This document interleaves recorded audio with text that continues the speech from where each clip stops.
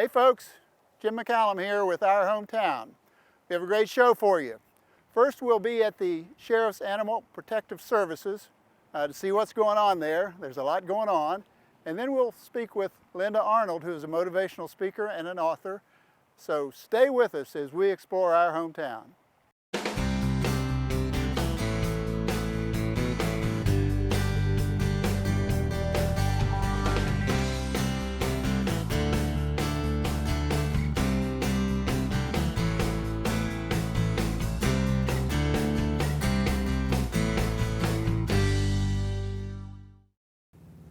Hey folks, welcome to Our Hometown. I'm Jim McCallum, I'm your host, and our special guest today is Belinda Musgrove.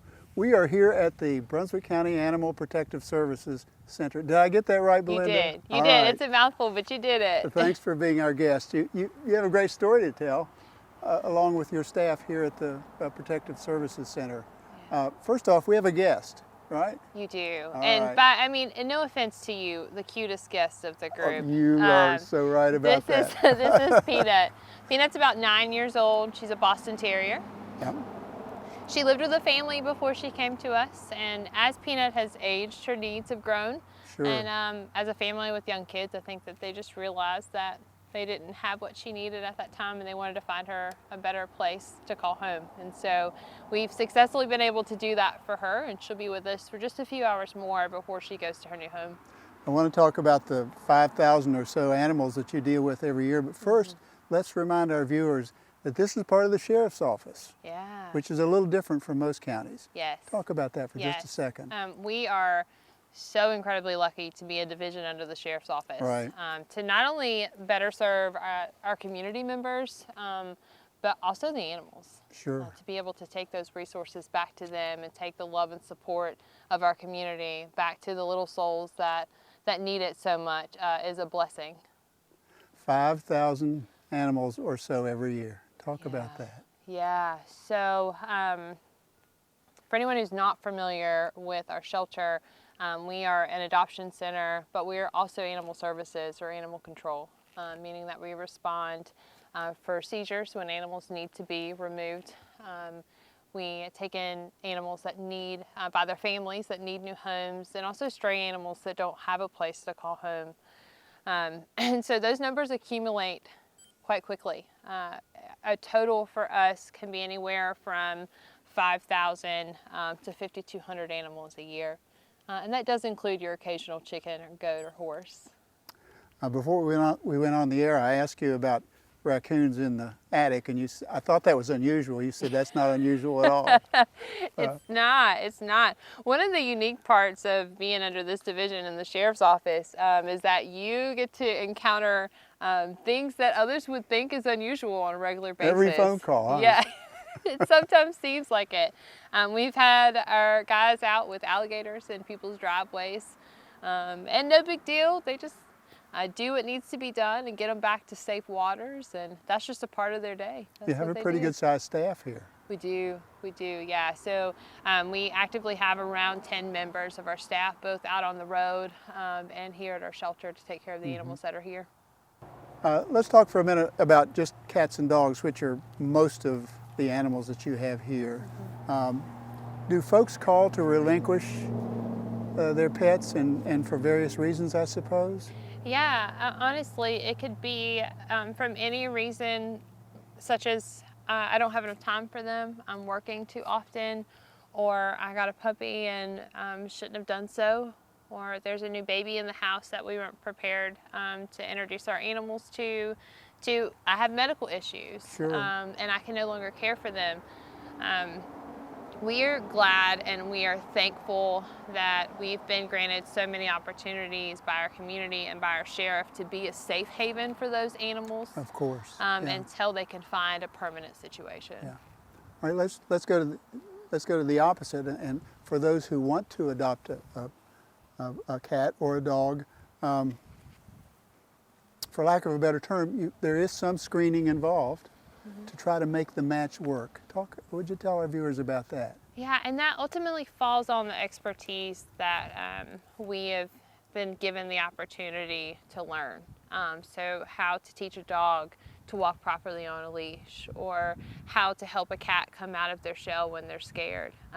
Spending that time and teaching these animals the skills that they need to cope in their home ultimately helps us build a relationship with them, so we know their likes and their dislikes. And so when someone comes in and says, I want a lap cat, I just want someone that's going to sit with me and snuggle with me while we watch TV, we can ultimately point them to the perfect cat for that if we have it at that time. But you might ask questions of the folks to know what their interests are to make the match work most effectively. Yeah, and you know, one of the unique things about our shelter as well is that there's actually a 7-day period from the time that they adopt. So if that match is not perfect for them, it doesn't mean that the animal's at fault or the person's at fault, but just that the match is not perfect, they have the opportunity to bring that animal back in order to receive a credit, and we'll keep looking until we find them, or if they find the perfect match for them. We're here in the COVID season, whether we like it or not. That certainly would, I suspect it affects your office. Oh, absolutely. Does it cause an increase, or has it caused an increase in the interest in adopting? Absolutely. I thought so. Yeah. For a lot of families, this is prime time. They have time at home, away from work, and with their families that they may have never have had before in a place where they were ready for an animal. And part of our reason in wanting to do this interview was just to let our folks know of your availability and the fact that adoptions for pets are very popular right now. Yes, and I think not only are they popular right now, but for us as a growing community, the Sheriff's Office took over Animal Services back in 2012. And I think that the sheriff very quickly put into motion the things that he wanted to see for our shelter, and he wanted to see more animals succeed and thrive. And so for us, our community has been every year, just increasing the number of animals that they take into their home and the amount of resources that they allow us to help them with. And it is truly remarkable. The numbers every year are better. The donations are more. The community is incredible. You've reminded me, let's talk about contributions or donations. Certainly they're welcome. Yeah, oh, absolutely.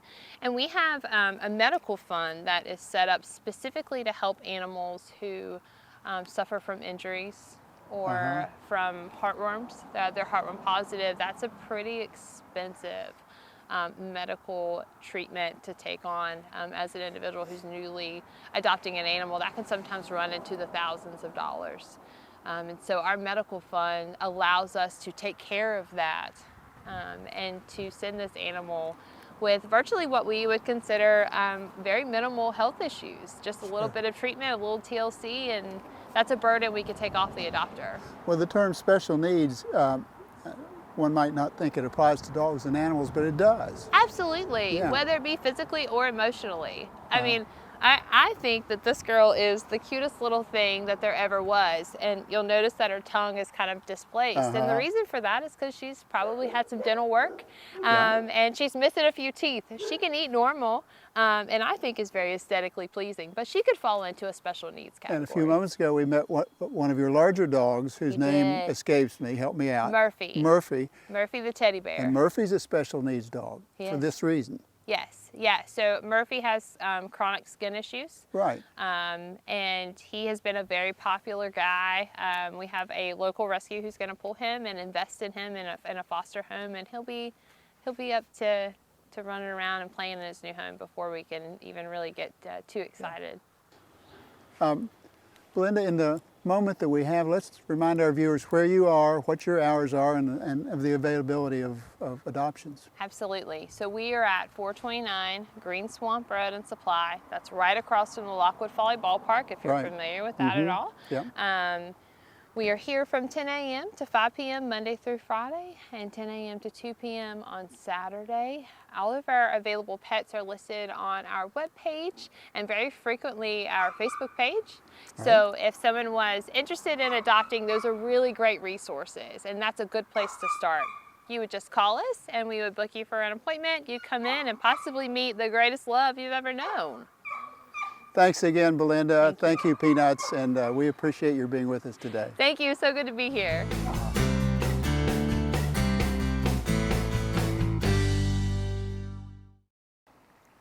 My guest is Linda Arnold. Linda is a motivational speaker, an author, a former CEO of a marketing company. And Linda, welcome to our show. Thank you, Jim. It's great to be here. It's a chilly day here at Mulberry Park in Charlotte, but we're game for this interview, right? Absolutely. It's very refreshing. Right. Well, again, thank you for being with us. It's great to be here. As we tape, we are in the midst of what I will call the COVID era. Right. Your background lends itself really well to our efforts to try to deal with the COVID era. Let's begin. How do we cope in this era of stress and difficulty? That's a great question, Jim. And when you look at what we encounter in our everyday world and our external world, most of the information is 70% negative. True. So it just takes a lot of effort to even get up to neutral. So to be able to have a positive outlook, it takes a little energy. And you know, we can't control our circumstances all the Right. time, what happens to us in this day and age particularly. We can control, though, how we deal with those circumstances.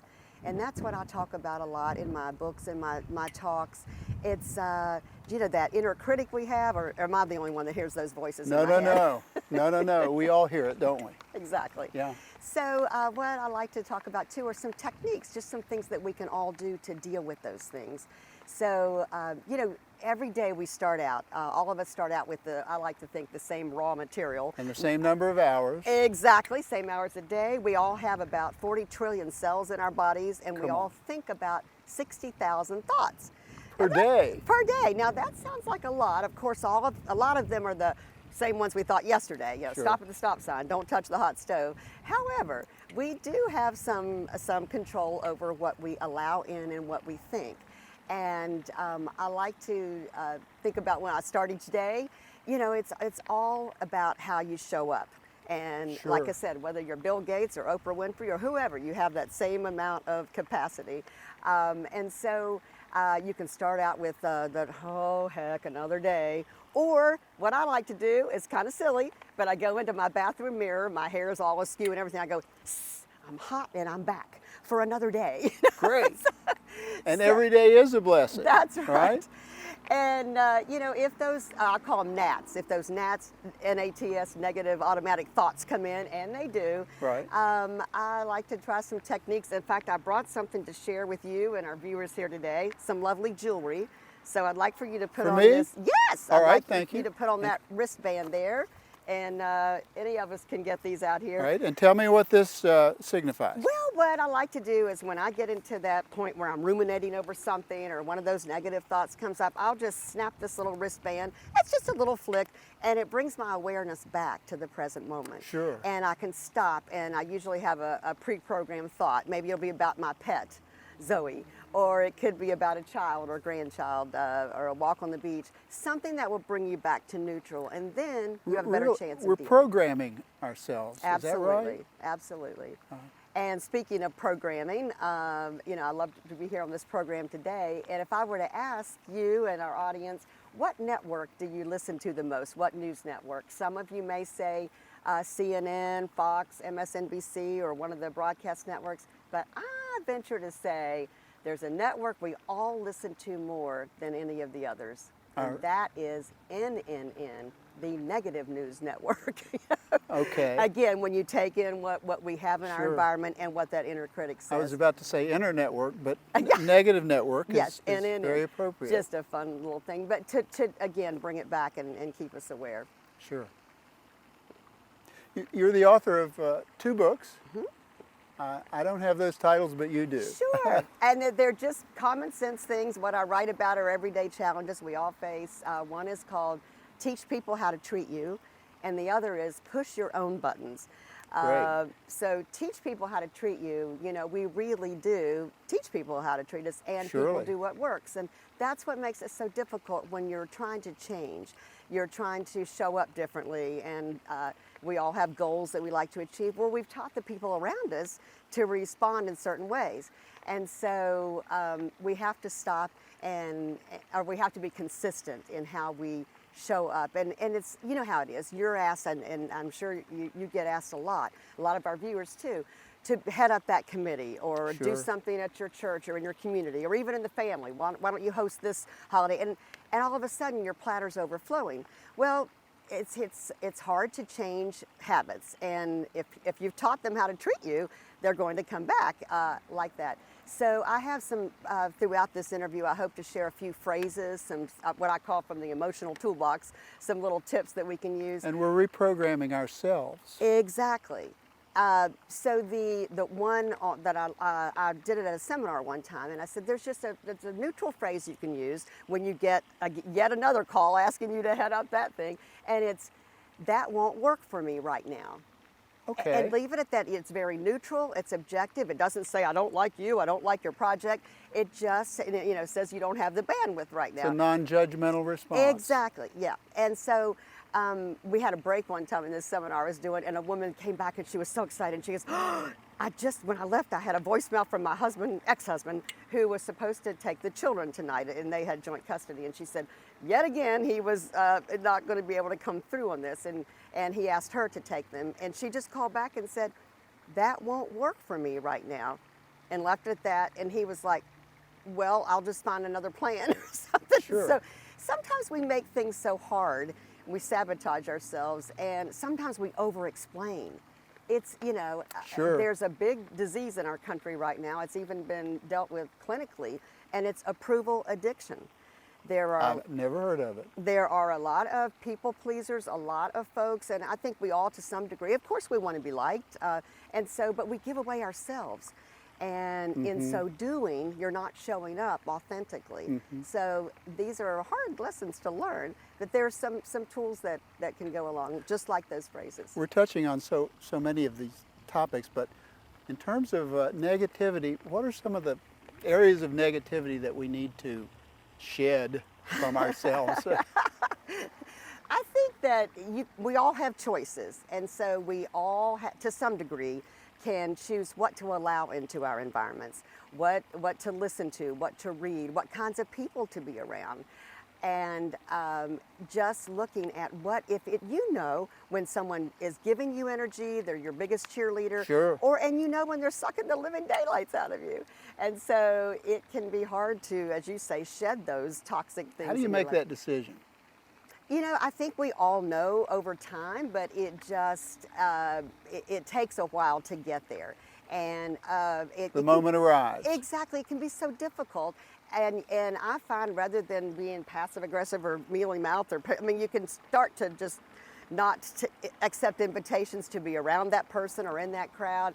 And sometimes you just have to be direct. You just have to say, again, something like that just won't work for me right now. And then just stay consistent. Show up with your new boundary that you've set. All right, I'll go the other way. Let's Okay. talk about the positives. Yes. How do we bring positivity into our lives? I think it has a lot to do with how you feed your soul. Every morning I do some journaling before I let the external world come in.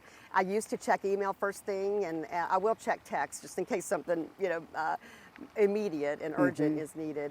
I do. They say, though, research has shown that have more energy, more creativity first thing in the morning. True. And this journaling, it's kind of like just dumping out all these cobwebs in your head, and it's just automatic writing. It's like, I need to do this, I need to do that, and you'll find, though, after a couple pages of that, insights will come through. You sort of do a little brain dump. You get rid of a lot of this stuff, and I read positive things. Is that how you put your books together? From your journals? Or? Well, that's interesting. I actually didn't start journaling until after I had written some of the information. Okay. The books are collections of the columns I've written over the years. I've written the column Live Life Fully, and I write another one called Life 101 for about 12 years now. So and that column's here in the Brunswick Beacon, that's I want right. to point out. I'm very right? grateful to be represented here in this community. Yeah. And have a lot of dialogue with readers of the Brunswick Beacon. And I may have failed to say, but you're a local resident. I do. Yeah. I'm grateful to be here. I am just loving. We've been part-time for a while, and it's now becoming more full-time. So Wonderful. We're glad. Let's take a break, and we'll be right back in just a moment. Right.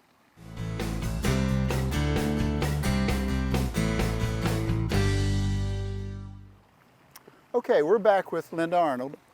Linda, we talk occasionally about the need to let go. We all have so many things in our head, and we try to clear them out. Right. How does it work? Good point, and that's something I continue to work on. Sure. You know, when I resigned as CEO of the universe, things became a lot easier. Sometimes That's great. I understand that, and our viewers will too. I'm sure you have experienced that too. You know, we do tend to bring a lot of this on ourselves. Baggage, exactly. if you will. Yeah. I think too, there's a couple of touchstones I go to.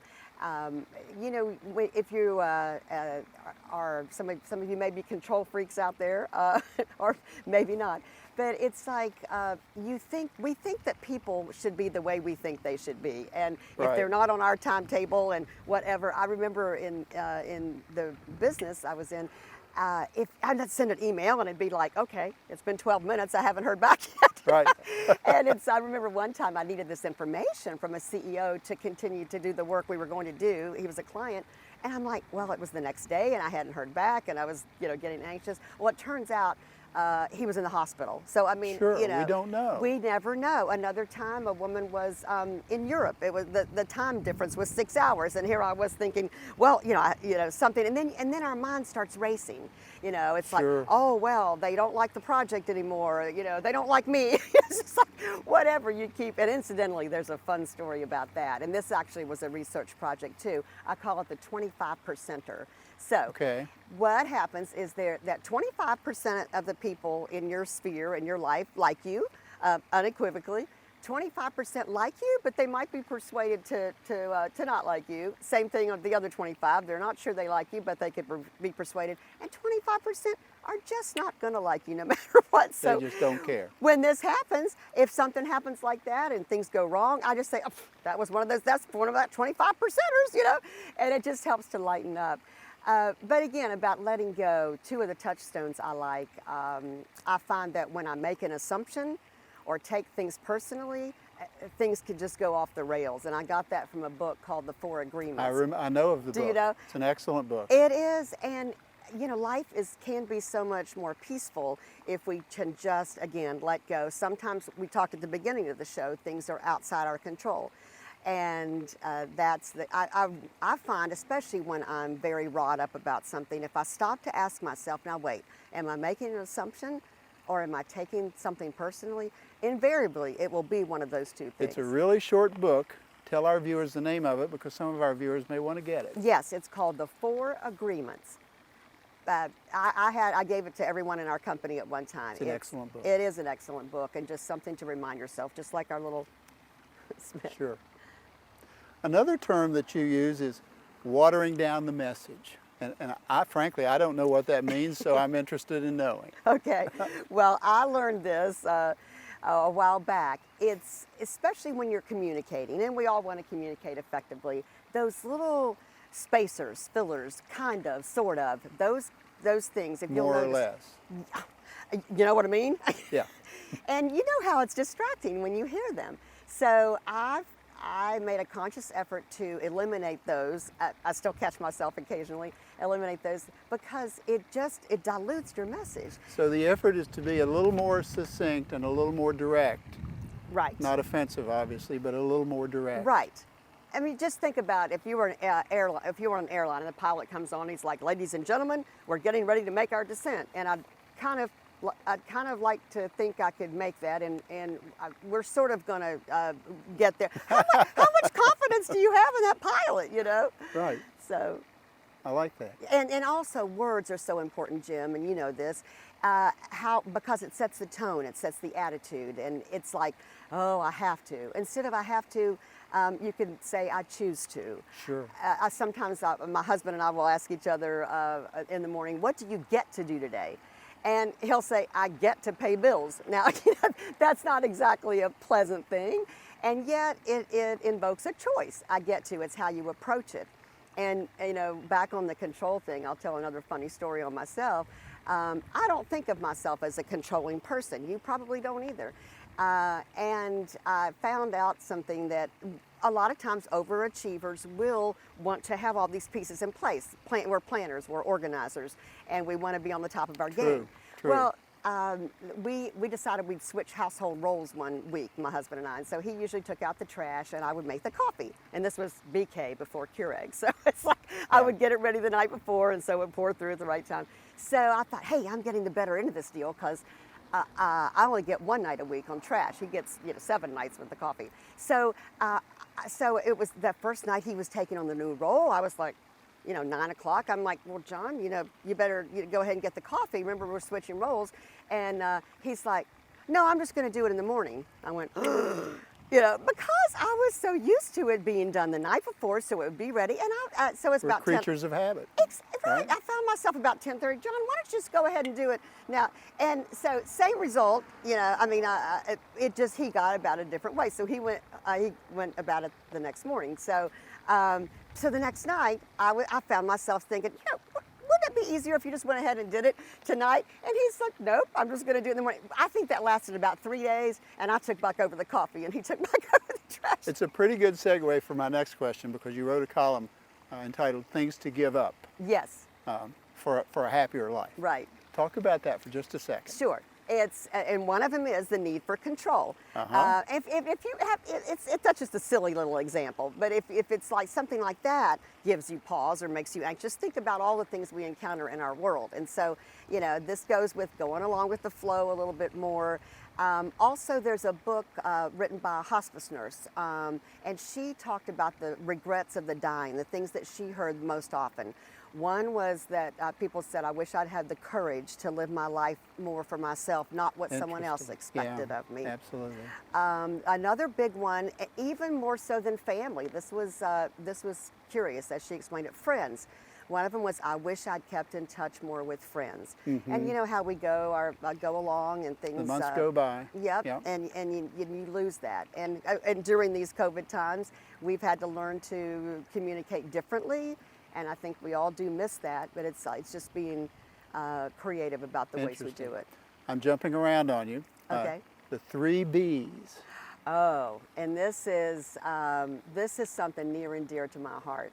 And when I think about, when all of us think about our goals and dreams in life, I know when I give my talks, invariably I'll ask the audience, sometimes you think your dreams are blocked. And I'll ask you right now, because you say, if I only had more, and if I only had more, 2 of the responses that come up every time are time and money. We think that we can't do things, and of course those are important elements. Sure. And that's what we think we want more of in our lives, more time and more money. And I really do believe that the 3 things we want the most in our lives are 3 B's, I call them: to believe, to belong, and to be loved. Wonderful. And that's really the bottom line. It's true. Yeah. You and I are, let's say, approaching middle age. Is that fair enough? Yes, that sounds good. What's important to you at this stage in your life? What's most important? It's, I like to think of this time, Jim, as a takeoff on one of the networks, Discovery Channel. I'm thinking of it as the self-discovery channel. We come up in our 20s, 30s for, we're getting out of school, maybe starting a family, maybe going careers, children, grandchildren. A lot of things are along the way there. And I think now is an important time for reflecting and to really think about what jazzes us. And there's so many ways now. And sometimes our souls are so hungry, we just throw a few crumbs and they can become full. But there's so many avenues to explore. You can research things on the internet, go to a bookstore. There's so many things that you can try out these days, even virtually. So I think to me, it's really that authenticity. Again, not showing up the way I think that earlier program you may have taught me to show up. Being real. Being real, being genuine, Right. Coming from your heart, and then those kinds of things. Linda Arnold, I knew that I would enjoy this so much, and I have, and I thank you, and I know our viewers will really enjoy the interview here today. It's been a pleasure, Jim. Thank you so much. Yeah. Thank you for being with us on Our Hometown. If you have another item that you'd like to see on Our Hometown, please be in touch with us at atmctv.com. Thanks again, and we'll see you again on Our Hometown.